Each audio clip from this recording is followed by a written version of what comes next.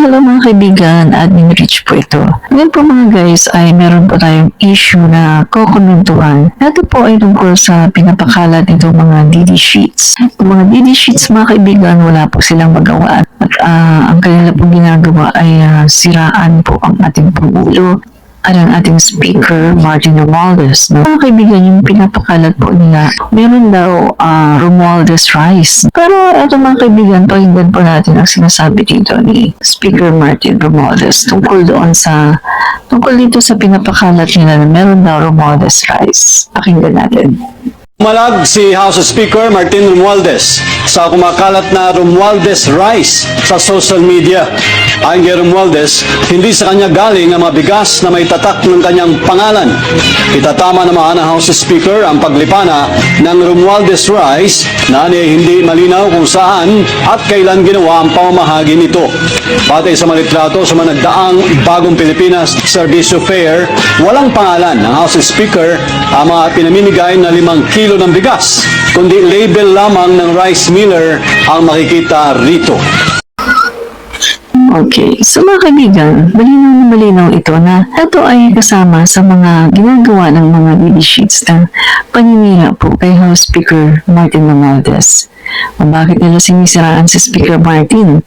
Kasi nga po mga kaibigan, si Speaker Martin mga kaibigan ay patuloy po na tumataas ang kanyang rating.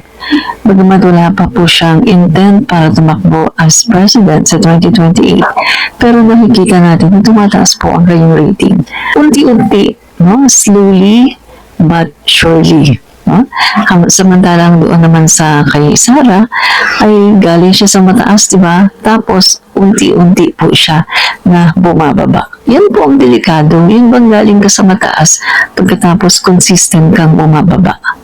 Kasi mga kaibigan, etong tandaan nyo kapag mataas po kayo, kapag nasa taas na kayo, ang tendency po ay mababa. Pero kapag mababa kayo, unti-unti pa po kayong tataas, no? Pagdating po dito kay Sara, wala na pong itataas yan kasi papunta na po siya sa pagbaba. Ako po isa ko sa makakapagpatunay dito na hindi totoo yung sinasabi nitong mga DD sheets na meron daw Romualdez rice. So, isa po ako makakapagpatunay niyan dahil napasama po ako sa mga Bagong Pilipinas Servicio Fair, lalo-lalo na po sa Sultan Kudarat. At doon po, kitang-kita ko po na wala namang Romualdez rice. Kahit nung pumunta po kami sa Tacloban noon, ay kitang-kita po namin yung mga pinamimigay, yung mga binabalot nila doon sa Tingog Party List. Wala pong nakalagay, wala pong label na Romualdez rice. So, ito pong mga kumakalat na ngayon sa social media ay evidence po ng ginagawa ng mga DD sheets na gusto lang talagang sirain ang ating Speaker Martin Romualdez. No? Para sabihin na ay, apple naman yun, merong Romualdez rice nakalagay pa, no? Pero ang totoo mga kaibigan, wala pong ganito.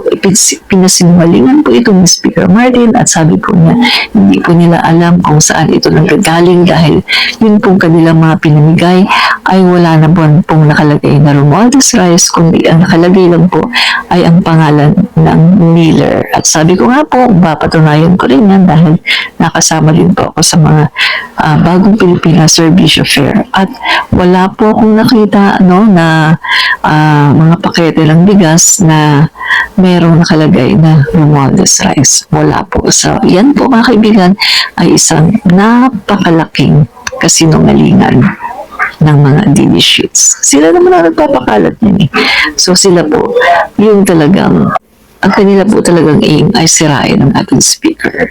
Yun po. So, ilan po, Admin Rich po ito. Fight fake news, expose the truth. Bye! Maraming salamat po. I-follow raw natin yung Admin Rich. Congratulate ko lang po ang joint effort ng Congress at ng PTB4 sa napakagandang programa po na ito. Admin Rich. Pinapakalat ng balita ng mga taong gusto na talaga Comentarista. Fight fake news. Expose the truth.